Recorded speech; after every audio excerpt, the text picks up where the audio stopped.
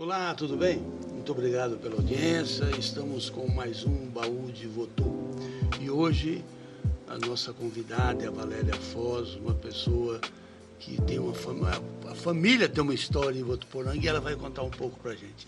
Valéria, obrigado por ter vindo. Obrigada, estou adorando o teu programa, acho que o Votuporanga precisa, porque quem não tem história não viveu. É verdade. Não é? E as pessoas precisam saber realmente da história, e da história contada pelas pessoas que fazem a história, ou que fizeram a história. A gente faz um mosaico, né? Exatamente. Cada um vai, né? Depois nós vamos juntando tudo isso, nós sabemos como era Votuporanga. Né? Pois é, porque os senão nossos as coisas né? ficam esquecidas, né? É verdade. Bom, Valéria, vamos então começar. Conta da sua família, como é que eles vieram, o seu pai, né, o Milton Minhoz. É Munhoz ou Minhoz? É Minhoz. Minhoz. Minhoz. O Milton Minhoz veio. Conta pra gente como é que foi essa chegada aqui. Então, vamos começar pelo Minhoz. Tá. O meu pai, ele é descendente de chinês e português. Ah, é? É. Então, aí já tem uma boa... Ninguém sabe disso, né? Então, meu tataravô veio da China e para extrair seringa, borracha, látex no Amazonas. E casou-se com uma portuguesa, só que ele budista e ela católica, e ele teve que se converter ao catolicismo. Então, o nome Minhoz é um nome emprestado. É muito interessante. Nós já procuramos de que família foi, da onde foi, mas nós não conseguimos essa referência. E o português saiu com Dom João de Portugal. Sim. E veio para o Brasil. Aí eles se conheceram, tal, tiveram os filhos, tarará, e aí isto em Araraquara. Tá. E o meu pai, então, nasceu em Araraquara, e de Araraquara que ele veio aqui para a região. E ele não veio para Votuporanga, ele veio para Jales. Ele veio... Você lembra o ano, mais ou menos? Você sabe? Olha, meu pai... 30. Meu pai é de 30. Então, ele devia ter uns 22 anos, não sei o quê, 1950. 50 e alguma coisa. 50 e alguma coisa. E ele veio contratado pela a estrada ferroviária araraquarense. E ele era engenheiro. Que abriu, já era engenheiro. Ele era recém-formado. Então, ele que abriu toda essa linha férrea até Santa Fé. Santa Fé. E ele morava em Santa Fé. Ele morava em Santa Fé e fazia toda a região. Quando terminou o contrato dele com a linha férrea, o Eufri Jales, que é de Jales, é de Jales, contratou para cuidar das terras dele, das negociações dele. A gente não sabe se ele participou da divisão de Jales, mas deve ter participado. Então, ele... Porque Jales tem uma coisa interessante, não sei se tem ainda, mas até pouco tempo tinha o Laudênio, né? Que no centro da cidade, todo o imóvel que é vendido... Ainda tem? Ainda tem. Vai para a família... Ainda tem. Vai para a família Jales, né? Ainda tem. Então, Jales, Petrópolis também tem. Né? Então, ainda tem.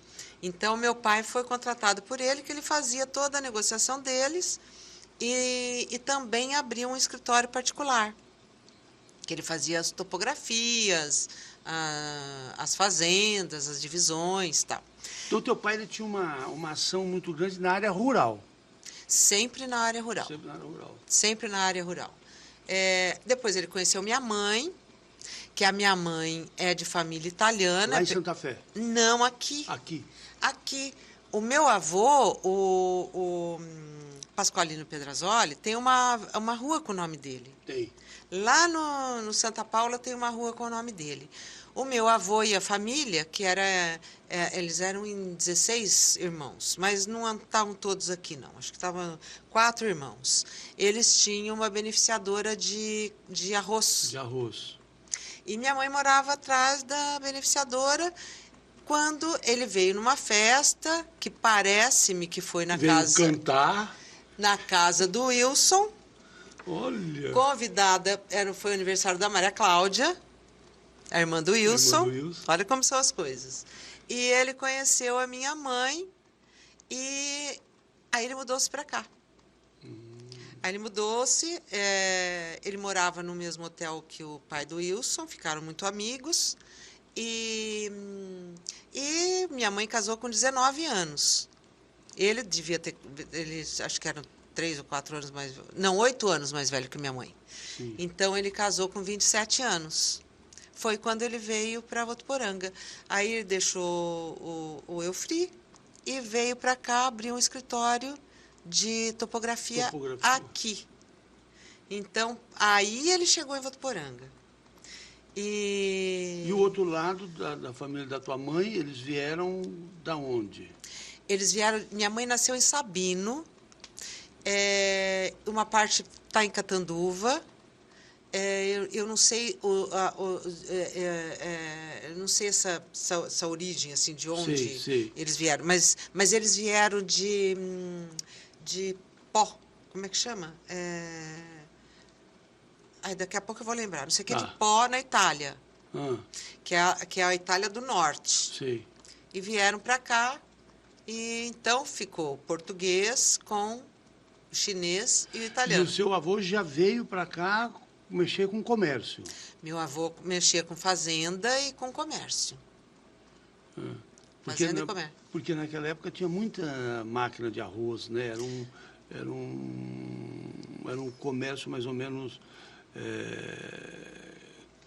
que tinha uma ascensão, né? Tinha uma ascensão, era muito importante.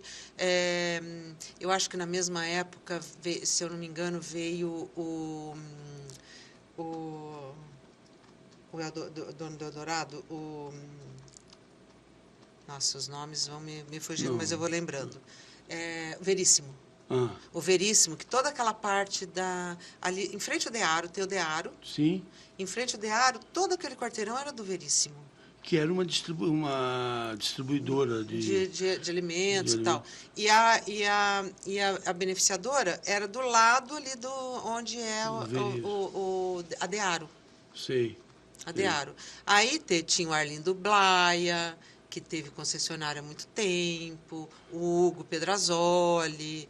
Aí eles fizeram uma vida aqui. Eles têm uma história muito bonita também. Sei. Muito bonita. Bom, vamos então o Milton, o teu pai. Ele veio para cá e começou a trabalhar na área de... Mas ele chegou a ter fazenda aqui? Então, ele teve.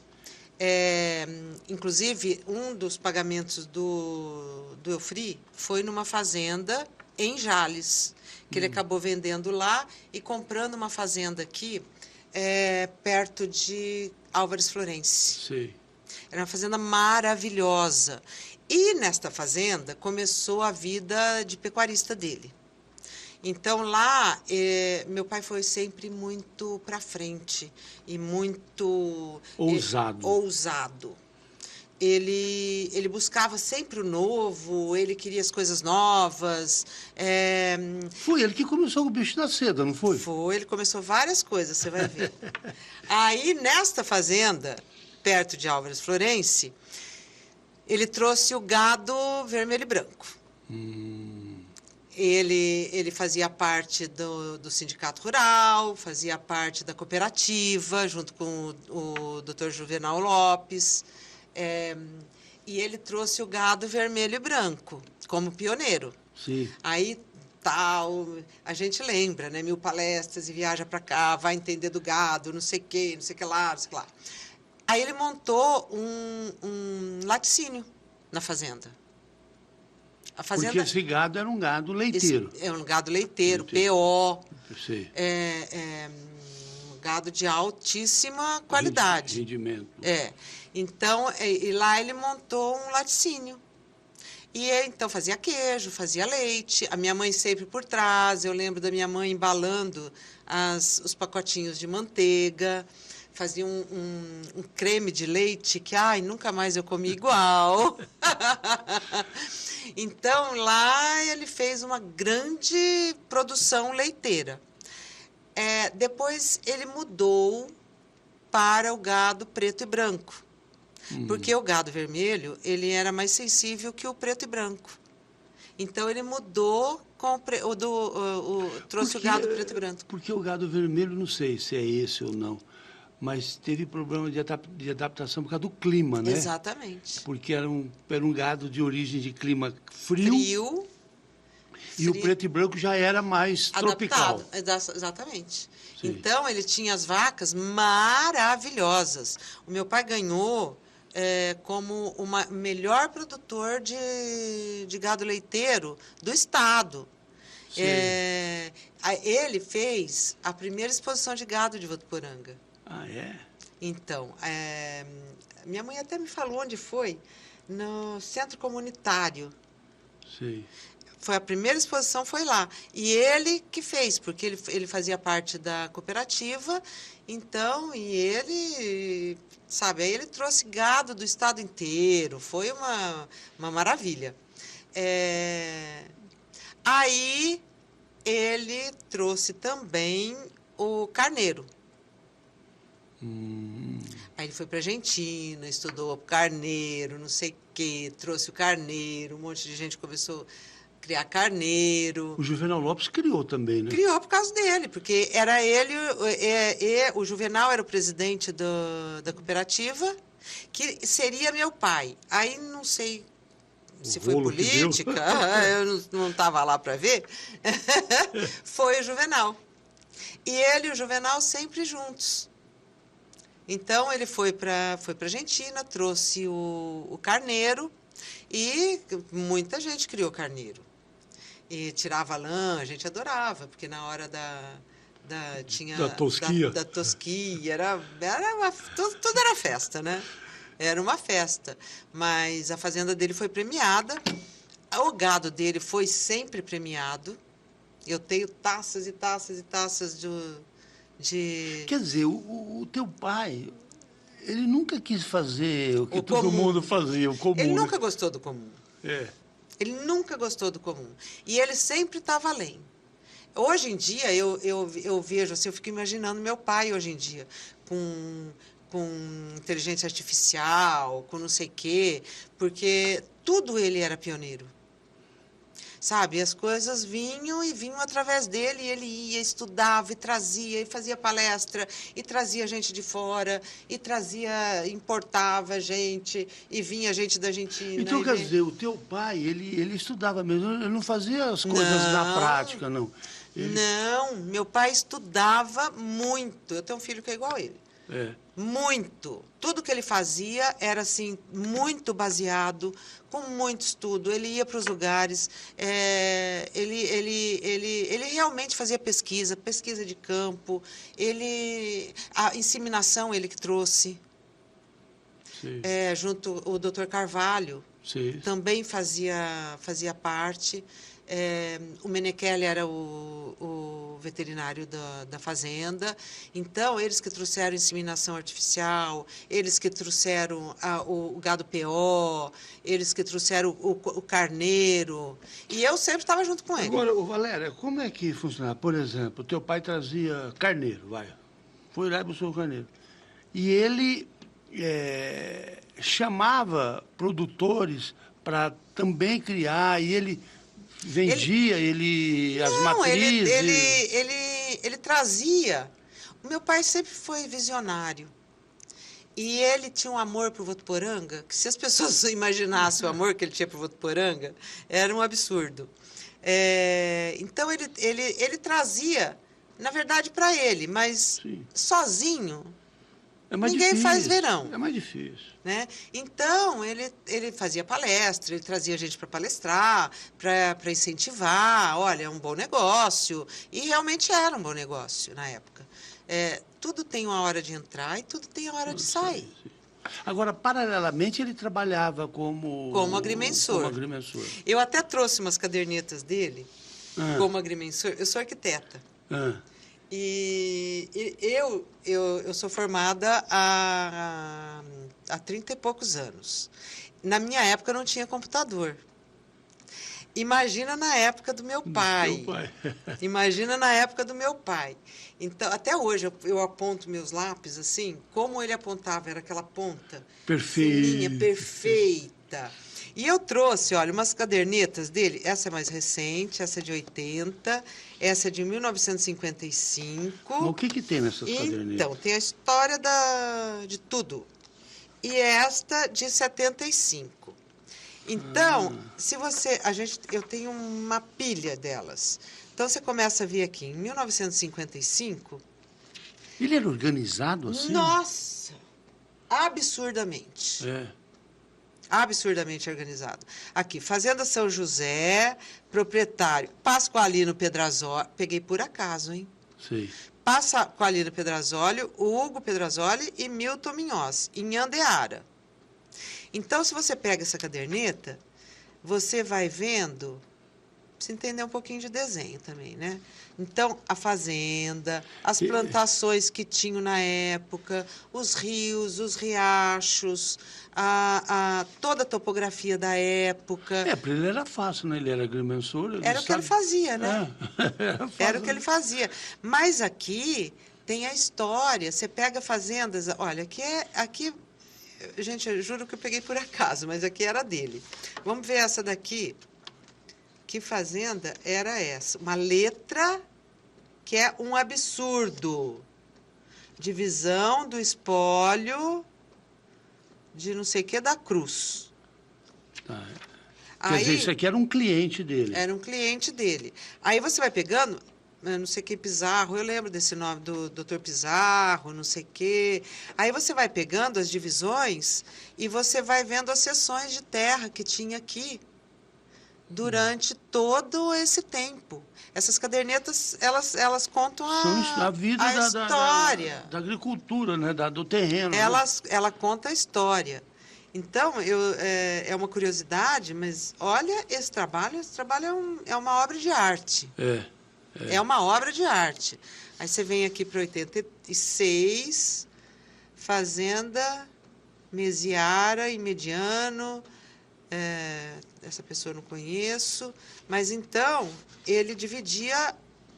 na verdade, ele tanto media, como ele fazia topografia para fazer curva de nível, para fazer as necessidades das fazendas, como também ele dividia os espólios.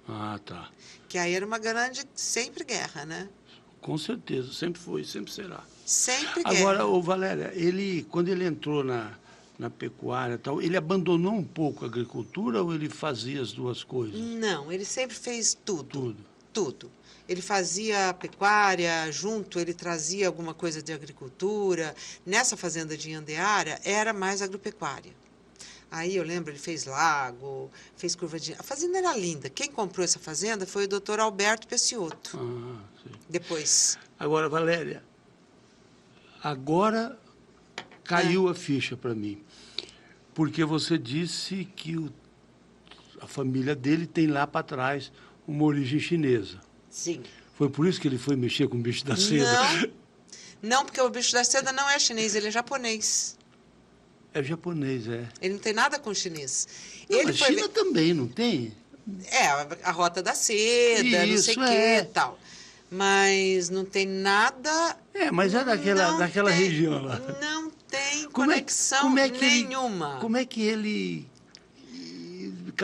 caiu no bicho da seda? Então, bom, aí ele vendeu essa fazenda e comprou uma outra fazenda aqui perto de Sebastianópolis. Na verdade, perto do Cruzeiro. Sei. Todo mundo conhece onde é o Cruzeiro. O Cruzeiro todo mundo sabe onde é. É ali perto. E nessa fazenda, ele trouxe o gado preto e branco e tinha uma área de café. Então a gente viveu em fazenda de café, mas naquela época era um sofrimento. Hoje deve ser também, né? Porque era assim, geada, pronto. Agora a poda, agora o decote. Agora o café é muito minucioso. E dava um ano e outro ano não. Ele era de 2 em 2 anos ele produzia, né? E ele tinha alguns alqueires ali de café. Hoje meu filho tá nessa pegada de café, mas com uma cafeteria. E é muito. O café é uma coisa de muito estudo. Em 67 teve aquela geada violenta. Seu pai pegou? Perdeu. Pegou? Ele tinha café? Perdeu. Aí, depois do café, ele trouxe maracujá. Aí ele plantou maracujá. Também foi a onda. Foi uma febre. Foi uma febre. Foi uma febre. Foi meu pai que trouxe. E aí que ele viu o bicho da seda. Então, ele fez pesquisas aqui em Bastos. Bastos é uma região de... Marília, ali perto de Marília. Tal. Então, ele estava sempre lá, tal, estudando o bicho da seda. Bastos é uma região de Marília de muito japonês, né? Muito japonês. Então, tem tudo a ver, né? Muito japonês. Aí, ele plantou amora, porque o bicho da seda come a amora, né? A folha da amora. Que, por sinal, eu lembro da criação dele. E outro dia eu estava vendo na televisão a criação moderna. Meu Deus! É um outro mundo. E o bicho da seda... Aí ele começou a esse incentivo ao bicho da seda. E ele acabava vendendo as fiadas para bálsamo. Quando ele foi convidado pelo governo do Japão, meu pai sempre foi... Ele teve várias influências, assim.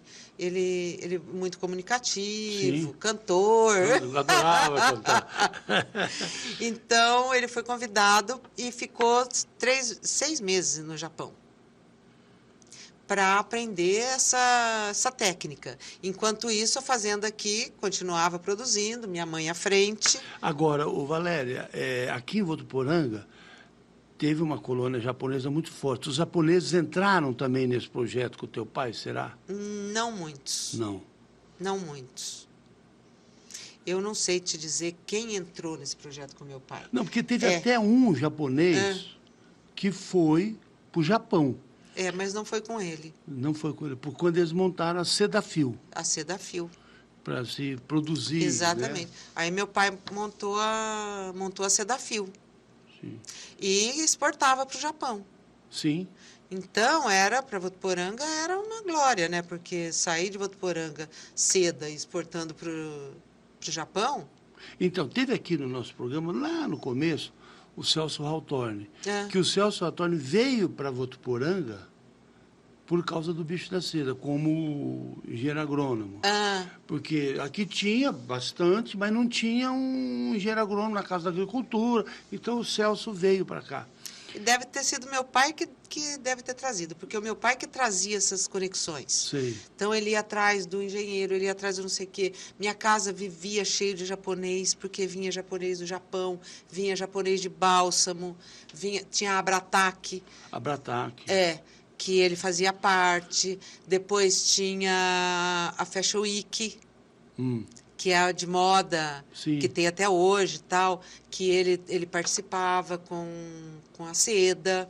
Então, segundo o Celso, o que acabou com a criação do bicho da seda é que o Japão parou de comprar.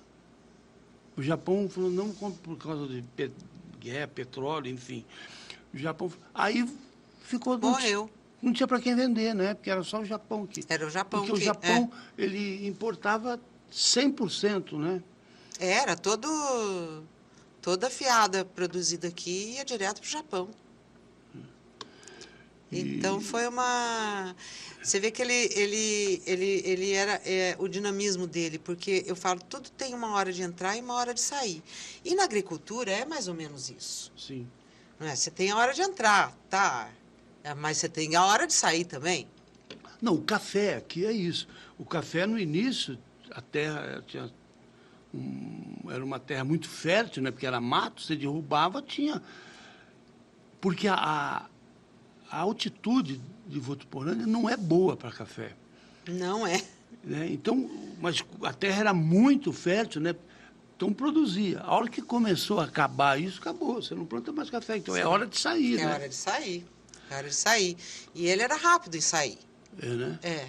E ele levava muita gente com ele. Então, olha, saía, entrava e saía todo mundo junto. E ele tinha essa coisa, assim, de liderança. Sim. Ele tinha um lado de liderança. Ô, Valéria, mas ele nunca foi candidato, alguma foi? Não, nunca foi. Ele foi vereador, parece que em uma época ele se candidatou, mas não ganhou. Não ganhou. Não ganhou. Depois ele foi convidado pelo governo do Mário Pozobon. Eles eram muito amigos, né? Muito amigos. Eu tenho um respeito imenso por eles, sabe? Porque foi uma coisa assim... E meu pai tinha uma fidelidade absurda. Absurda. Aí o Mário Pozobon convidou e ele foi para ser secretário de obras do Mário Pozobon. E ele ficou, acho que, 12 anos. Como secretário. Como secretário. E ele fez muita coisa como secretário. E ele sofreu muito, né? Porque ele era malhado. Tem 2 jornais, um que fala bem e um que fala mal. Sempre assim. Então, quando alguém falava alguma coisa, a gente via aquele sofrimento, mas era um sofrimento, porque tudo que ele fazia era pensando no melhor. Sim. E ele realmente, ele pegava a gente saía, andava na cidade, e o buraco, e a árvore, e o esgoto, e o não sei o quê. Então, era uma coisa assim, que realmente era uma dedicação. E na administração do seu Mário, que, se eu não me engano, foi de 6 anos, se eu não me engano, pelo menos 5, eu sei, teve muitas obras, né? Muitas avenidas, né? Se abriu a avenida, quer dizer, foi um trabalho... todo esse loteamento aqui de cima, aqui do Mário Pozobon. Sim. Tem o Mário Pozobon, tem o São Cosme e Damião, tem mais alguns que eu não me lembro o nome. Todos eles foram feitos pelo meu pai. Todos, sem exceção. Depois teve aqui onde a gente tem o Santa Paula, que também foi feito pelo meu pai. Muitas avenidas. A Avenida do Sol, Vale do Sol. Vale do Sol foi feita pelo meu pai. Até tem uma mata, do lado da Sabesp tem uma mata, que ele levava a gente, que era a mata dos sonhos dele, não sei o quê. Até hoje eu falo, a mata do vovô. Não, mas olha, ali era do Adalto Lupo. Né? Ali era aquele buracão, que hoje é avenida. Pois é. Aquilo lá era, para gente que era criança, moleque, aquilo era uma maravilha. Aquele mato, a gente ia lá pegar marmelo. Eu faço ideia. Tinha pé de marmelo ali. Deve ter ainda. Deve ter, né? Deve ter, porque ela foi... Ela, pelo menos na época dele, ela foi totalmente preservada. E ela está preservada. Eu vejo que ela está cercada, bonitinha. Eu fiscalizo aquela mata. Porque ele levava a gente lá para passear, não sei o quê. Então, a gente participava muito. Eu, principalmente. Eu era muito grudada com meu pai. Queria ter um filho homem. E não teve. E eu fui o filho homem que ele não teve. Então, eu ia para a fazenda para fazer parto, eu ia fazer inseminação, eu ia para não sei onde, eu que puxava o gado dele. Você era um molequinho. Eu sempre fui, com cabelo curtinho, não sei o quê. Nem sei como que eu não virei para o outro lado. Mas eu fui o filho homem que ele não teve. E até hoje tenho, né? E gosto, porque eu tenho a fazenda, eu que cuido, eu que compro, eu que vendo. Então, eu acho que para a minha vida foi maravilhoso. Ô, Valéria, mudando um pouquinho, você participou muito do Carnaval de Votuporanga, quando o Carnaval de Votuporanga era aquela maravilha, Nossa, né? como era. O seu pai ele era um... Um carnavalesco? Eu lembro que ele cantava, mas ele era um Não, folião? ele era um folião. Não desta época, né? Mas era o folião lá do clube ainda, lá dos anos 50. Eles faziam... Ele era um folião. Meu pai foi boêmio e folião. Sim. Né?